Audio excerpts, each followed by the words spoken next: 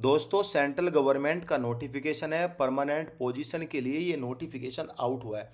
इस नोटिफिकेशन में group B की वैकेंसीज आई है एंड गाइस ग्रुप सी की वैकेंसीज आई है। ग्रुप सी की वैकेंसीज की बात करें, सबसे ज़्यादा जेएससी की वैकेंसीज है जिसमें 22 वैकेंसीज है।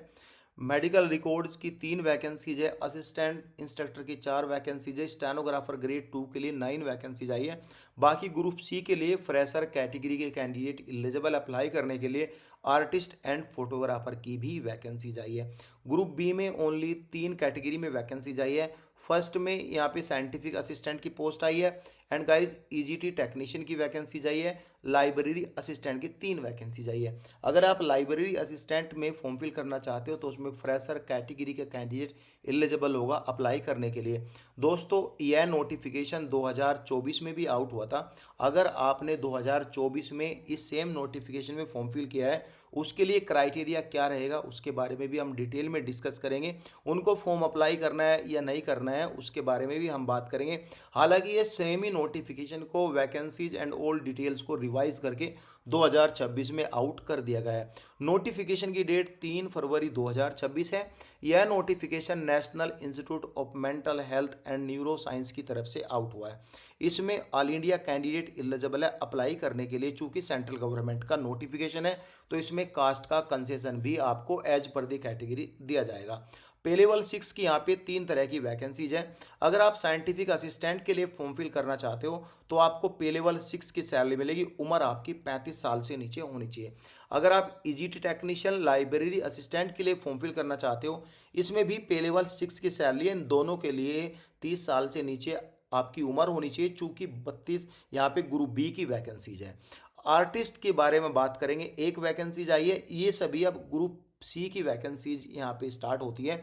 आर्टिस्ट फोटोग्राफर स्टेनोग्राफर की 9 वैकेंसीज है। असिस्टेंट इंस्ट्रक्टर 4 एंड का जेएस से 22, हॉस्पिटल असिस्टेंट की 2 एंड भर की 2 वैकेंसीज आई है। ग्रुप सी में अगर आप अप्लाई करना चाहोगे तो आपकी उम्र सभी पोस्ट के लिए 27 साल से नीचे होनी चाहिए। अब यहाँ पे नोट में दिया गया the application received wide previous notification for this post. In post के लिए जो पहले एप्लीकेशन रिसीव हुआ था, यहाँ पे ये वाला नोटिफिकेशन था, देख लेना, will be also consider against current vacancies. अगर आपने अप्लाई किया है और इन करंट वैकेंसीज के लिए वह कैंडिडेट कंसीडर किए जाएंगे। यहाँ पे however such application are informed to send additional education qualification experience list. उनको सिर्फ कास्ट का सर्टिफिकेट देना है, लेटेस्ट एनओसी देना है अगर आप पहले से ही काम कर रहे हो। लेकिन यहाँ पे लिखा है after this to be send to the director this ये यहाँ पे ये सब यहाँ पे दिया है। लेकिन उनको जो है यहाँ पे एक पॉइंट भी दिया है, mentioning the detail of post applied previously without making any payment इस एप्लीकेशन फी वे दोबारा पेमेंट कर सकते हैं। द कैलकुलेशन उनका जो एज का क्राइटेरिया एंड एक्सपीरियंस का जो क्राइटेरिया है वह काउंट होगा 17/8/2024 से। ये आप देख लेना। बाकी जो न्यूली कैंडिडेट फॉर्म फिल करोगे उसका क्राइटेरिया यहाँ पे डिफरेंट डेट से काउंट किया जाएगा। आगे जब पॉइंट आएगा जब हम बात करेंगे। इंडेक्स में यहाँ पे बताया गया है किस किस पेज में क्या क्या लिखा है, आप डायरेक्टली उस पेज पर स्विच कर सकते हो। यहाँ पे हम बात करेंगे details of post eligibility criteria and syllabus के ऊपर। सिलेबस यहाँ पे दिया है, हालांकि सिलेबस में खास कुछ नहीं है। यहाँ पे जो पोस्ट टेक्निकल फील्ड से रिलेटेड है उनका टेक्निकल सिलेबस आएगा। जो पोस्ट जनरल फील्ड से रिलेटेड है उनका जनरल सिलेबस आएगा। जनरल फील्ड लाइक होता है आपका स्टेनोग्राफर, जैसे उनका वही जीके वगैरह, ये करंट अफेयर स्किल्स ये सब आएंगे। सो गाइज फर्स्ट हम बात करेंगे साइंटिफिक सीनियर साइंटिफिक असिस्टेंट के लिए। इसमें एक फर्स्ट और सेकंड क्लास की मास्टर डिग्री है लाइफ साइंस से, तो आप एलिजिबल है अप्लाई करने के लिए। लेकिन इसमें 2 साल का एक्सपीरियंस इन बायोलॉजिकल साइंस या मोलिकुलर बायोलॉजी से आपका है तो आप जब भी एलिजिबल है इनमें अप्लाई करने के लिए। डिजायरेबल जरूरी नहीं होता, इसको आप यहाँ पे छोड़ सकते हो। ईजीटी टेक्नीशियन के लिए diploma in clinical neurophysiology and technology में आपने किया है तो आप अप्लाई कर सकते हो। अगर आपने डिप्लोमा नहीं किया, BSc in physics electronic and computer से किया है, जब भी आप अप्लाई कर सकते हो। लेकिन इसमें 2 साल का experience clinical electrophysiology and laboratory में होना चाहिए। और गाइज फॉर बीएससी होल्डर, ये बीएससी होल्डर के लिए ओनली, डिप्लोमा के लिए कोई भी एक्सपीरियंस की जरूरत नहीं है। आप यहाँ पे as a fresher category candidate eligible apply करने के लिए। लाइब्रेरी असिस्टेंट के लिए यहाँ पे एक्सपीरियंस नहीं चाहिए आपको, only master degree in library and information science में किया है तो आप एलिजिबल होंगे अप्लाई करने के लिए। नेक्स्ट वैकेंसीज आर्टिस्ट की है, इसमें 2 या 3 साल का ग्राफिक डिज़ाइन का एक्सपीरियंस होना चाहिए। जरूरी नहीं है आपने क्वालिफिकेशन क्या किया है, लेकिन यहाँ पे डिप्लोमा इन आर्ट का आपका होना चाहिए। फोटोग्राफी में भी सेम, यहाँ पे डिप्लोमा इन फोटोग्राफी या फिर सिनेमेटोग्राफी में आपका है तो आप एलिजिबल है, लेकिन इसके लिए एक्सपीरियंस मैंडेटरी है। स्टेनोग्राफी में किसी भी तरह का कोई एक्सपीरियंस की ज़रूरत नहीं है, इसमें आपने ग्रेजुएशन किया है तो आप एलिजिबल अप्लाई करने के लिए। लेकिन आपका स्किल टेस्ट होगा जिसमें 10 मिनट का आपको शॉर्ट हैंड लिखना है, 80 वर्ड्स पर मिनट की आपकी स्पीड होनी चाहिए। सेम शॉर्ट हैंड को आपको ट्रांसक्राइब करना है, 50 मिनट में इंग्लिश का टाइम मिलेगा और गाइस 65 मिनट में आपको हिंदी का टाइम मिलेगा। तो ये आपको करना है। यहाँ पे सिलेबस भी दिएगा, उसके बारे में हम नेक्स्ट पॉइंट पर बात करेंगे जब सिलेबस का पॉइंट आएगा। असिस्टेंट इंस्ट्रक्टर के लिए आपने 10वीं पास किया, लेकिन इसके साथ साथ 1 ईयर का सर्टिफिकेट पंचकर्मा का है तो आप एलिजिबल होंगे अप्लाई करने के लिए। लेकिन इसमें 2 साल का एक्सपीरियंस मैंडेटरी है। मेडिकल रिकॉर्ड टेक्नीशियन के लिए किसी भी तरह का कोई एक्सपीरियंस नहीं देना है। बैचलर डिग्री साइंस मोटा मोटा यहाँ पे बोला है, बीएससी फिजिक्स केमिस्ट्री मैथ से किया आपने, चाहे केमिस्ट्री एंड मैथ से किया, लेकिन यहाँ पे आपको एक ट्रेनिंग के अंदर जाना पड़ेगा। जिस संस्थान में ये वैकेंसी आई है उसमें एक वे ट्रेनिंग भी कराएंगे, जो कि आपकी मेडिकल रिकॉर्ड टेक्नीशियन की ट्रेनिंग होगी, उसके बाद आपको इस पोजीशन पे रखा जाएंगे। लेकिन डे 1 से ही आपकी सैलरी स्टार्ट हो जाएगी, डे 1 से ही आपकी परमानेंट जॉब रहेगी।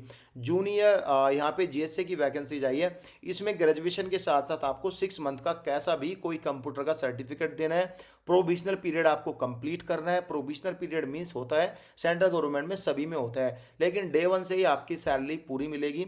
डे 1 से ही आप सेंट्रल गवर्नमेंट के एम्प्लॉय रहेंगे। डे 1 से आपको वह सभी फैसिलिटी मिलेगी जो सभी एम्प्लॉय को मिलते हैं। यहाँ पे एक टाइपिंग होगी जिसमें बोला गया है 35 वर्ड पर मिनट आपकी टाइपिंग हिंदी में दी जाएगी और 30 वर्ड पर मिनट आपकी टाइपिंग हिंदी में दी जाएगी, 35 वर्ड पर मिनट आपकी इंग्लिश में दी जाएगी।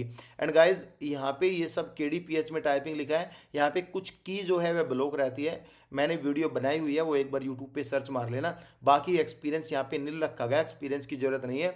हॉस्पिटल असिस्टेंट के लिए 10वीं पास है तो आप अप्लाई कर सकते हो, एक्सपीरियंस की जरूरत नहीं है। बार बार जो नाई होता है उसके लिए 10वीं पास है प्लस के 2 साल का एक्सपीरियंस है तो आप एलिजिबल है अप्लाई करने के लिए। स्किल टेस्ट के बारे में जिस पोस्ट के लिए बताया गया उसी पोस्ट के लिए यहाँ पे स्किल टेस्ट होगा। अब यहाँ पे कैलेंडर ऑफ एक्टिविटीज़ के ऊपर बात कर लेते हैं। फर्स्ट सिलेक्शन यहाँ पे रखा गया है। यहाँ पे जो फॉर्म स्टार्ट होंगे वह 3 फरवरी 2026 से स्टार्ट हो गए हैं, जो कि 4 मार्च 2026 तक फॉर्म फिल करने हैं। एडमिट कार्ड आपका मार्च और अप्रैल में आ जाएगा। आपका जो कंडक्ट ऑफ एलिजिबिलिटी टेस्ट जो आपका CBT एग्जाम होगा वह अप्रैल में 2026 ऑनवर्ड यानी इससे आगे भी जा सकता है। अनाउंसमेंट जो रिजल्ट का अनाउंसमेंट है वह मई में आ जाएगा या ऑनवर्ड इससे आगे भी जा सकता है। यहाँ पे ये कमिटमेंट डेट नहीं है, यहाँ पे टेंटेटिवली डेट है ये, या मंथ दिए हुए हैं यहाँ पे देख लेना, थोड़ा बहुत आगे पीछे हो सकता है। यहाँ पे जो सिलेक्शन लिस्ट है मई जून में आ जाएगी और जून में डॉक्यूमेंट्स वेरिफिकेशन और स्किल टेस्ट और आपका अपॉइंटमेंट ऑर्डर यानी आपका ज्वाइनिंग ऑर्डर 2026 जून में आउट हो जाएगा। सो गाइज टिल नाउ आपको अप्लाई करना है। और गाइज यहाँ पे देखो बहुत फास्ट सिलेक्शन है, अगर आपको फास्ट सिलेक्शन लेना है एप्लीकेशन GST इंक्लूड रहेगी भाई। अगर आप ग्रुप बी के लिए अप्लाई करना चाहते हो तो एप्लीकेशन फ़ी अलग है, ग्रुप सी के लिए अप्लाई करना चाहते हो तो एप्लीकेशन फ़ी अलग है। अगर दोनों कैटेगरी में PWBD कैंडिडेट है तो आपको कोई भी फ़ी पे नहीं करनी है। UR OBC और EWS कैंडिडेट है, ग्रुप बी में अप्लाई करना चाहते हो तो 1180 रुपये देने हैं। ग्रुप सी में अप्लाई करना चाहते हो तो आपको 885 रुपये देने हैं। ST SC कैंडिडेट अगर ग्रुप बी में अप्लाई करना चाहते हो तो 885 रुपये देने हैं। यहाँ पे अगर आप ग्रुप सी में अप्लाई करना चाहते हो तो आपको 590 रुपये देने हैं। बात आती है फीमेल की, फीमेल को कोई स्पेशल क्राइटेरिया नहीं दिया गया है, उसमें आपको एज पर दी कैटेगरी फ़ी पे करने हैं। कुछ भी डाउट्स अगर आपको है तो यहाँ पे इस पर मेल करना है और इस लिंक पर क्लिक करके आपको अप्लाई करना है। ऑनलाइन अप्लाई करना है दोपहर के 4:30 बजे से पहले, 4 मार्च 2026 तक आपको ये अप्लाई करना है। ऑनलाइन पोर्टल जब भी अप्लाई यहाँ पे एक्टिव रहेंगे तो यहाँ पे ये सब कुछ दिया गया है, इनमें कुछ इंपॉर्टेंट नहीं है। अब हम बात करेंगे इसके कास्ट का कंसेशन को लेके। चूंकि सेंट्रल गवर्नमेंट की वैकेंसीज है तो यहाँ पे ST SC को 5 साल की छूट दी जाती है, OBC को 3 साल की छूट दी जाती है। बाकी आप PWBD एज पर दी कैटेगरी यहाँ पे मिलेगी। वैसे PWBD को जो स्टार्टिंग छूट रहती है जनरल कैटेगरी को 10 साल की होती है, तो वो यहाँ पे वो कंसिडर कर लेना। एक्स सर्विसमैन को अलग से छूट दी गई है। यहाँ पे क्लोजिंग डेट से यहाँ पे 3 ईयर प्लस एक्सपीरियंस ये सब यहाँ पे दिया गया है। अब यहाँ पे NOC आपको देना है नहीं देना है ये आप देख लेना। कैटेगरी आपका फाइनेंशियल ईयर का सर्टिफिकेट होना चाहिए। एंड गाइज अब आप बात करेंगे सेंटर ऑफ एग्जामिनेशन। एग्ज़ाम आपका बेंगलुरु में होगा, यहाँ पे पहले ही बताया गया है एग्ज़ाम आपका बेंगलुरु में होगा। एडमिट कार्ड आपके रिलीज़ हो जाएंगे, तो आप देख लेना एडमिट कार्ड कब कब आएंगे। So guys pattern and scheme, यहाँ पे स्टेज 1 आपका एमसीक्यूज बेस होगा, स्टेज 2 आपका स्किल टेस्ट होगा। ठीक है, यहाँ पे जो स्टेज 1 है जिसमें एमसीक्यू के 100 मार्क्स का रहेगा, 100 क्वेश्चन रहेंगे, 90 मिनट का टाइम मिलेगा। एग्जाम का मीडियम ओनली इंग्लिश में रहेगा, हिंदी में नहीं रहेगा। और नेगेटिव मार्किंग 0.2425% यानी 1/4 नेगेटिव मार्किंग यहाँ पे रखी गई है। और गाइज यहाँ पे मिनिमम क्वालिफाइंग क्राइटेरिया भी है। 40% यूआर और ईडब्ल्यूएस को लेके आने हैं, 35% ओबीसी को और 30% एसटी एससी पीडब्ल्यूबीडी को यहाँ पे लेके आने हैं। सो गाइज यहाँ पे ये सब प्रिपरेशन ऑफ मेरिट लिखा है। इसका यहाँ पे स्किल टेस्ट आप देख लो, यहाँ पे सिलेबस बिल्कुल यहाँ पे दिया गया है। ये यहाँ पे स्किल टेस्ट का बताया गया है क्या क्या होगा क्या क्या नहीं होगा, हाथ मिस्टेक क्या रहेगी क्या नहीं रहेगी।